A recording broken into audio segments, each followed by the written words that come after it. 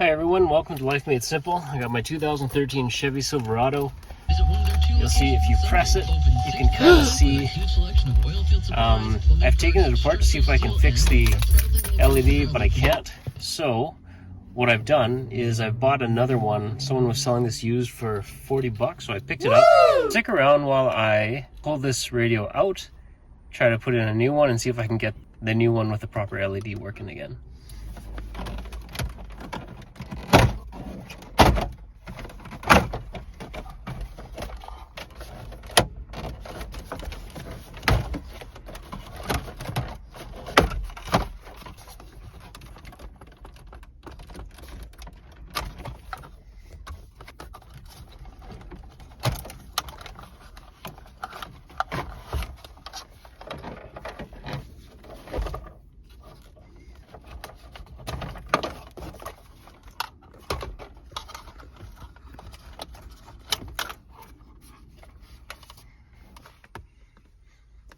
Alright, 3 7mm screws or bolts.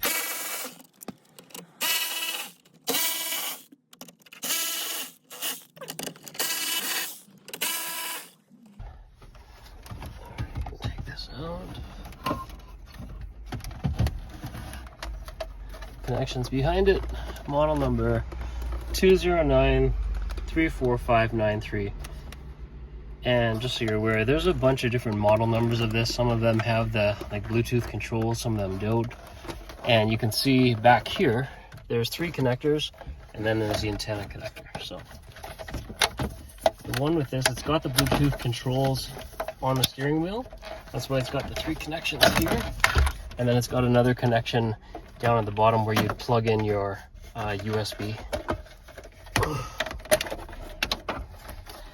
Alright, so we'll take this off. We'll see if we can remove the faceplate, because that's all that's really wrong with it, as far as I know. Remove the faceplate, put on the replacement one, and see what happens. Okay. Here's the original one here. Here's the replacement that I bought off somebody. You can see the color's a little bit different. This one's gray, this one's more of a light gray, that's a dark gray. This has got some weirdness down there. But otherwise, let's look at the back. I already took the faceplate off of the replacement that I bought. It's got the antenna connection and then 3 control connections there. So I'm going to pull the face off of the old one, and then I'm going to put this replacement one onto that old radio, and we'll see if we can get it working.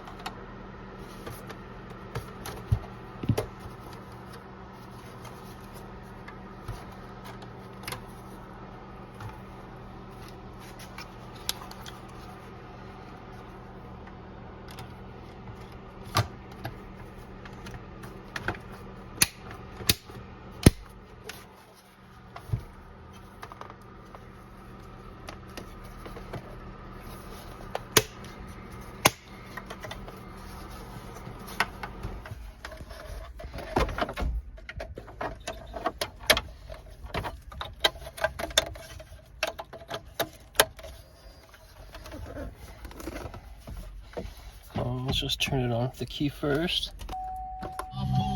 Sweet. I didn't even need to pull a chip to reset it for the VIN. I just had to replace the face, pop it off.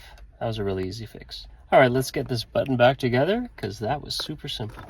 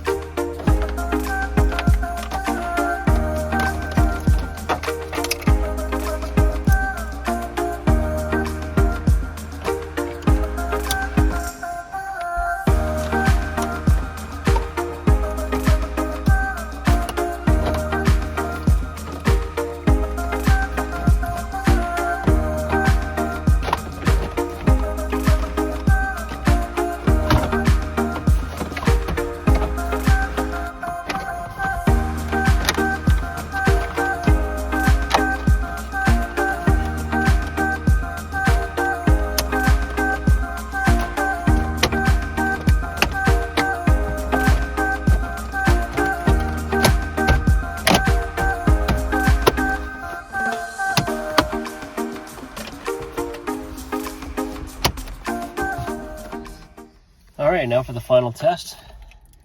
Got the screen on. 95.9, 95.9. Got a couple of presets saved. I'm going to save this 95.9 3 times here, just to make sure it's actually saving properly. And you know what? I might as well set the clock too. So we got, I got 5:44.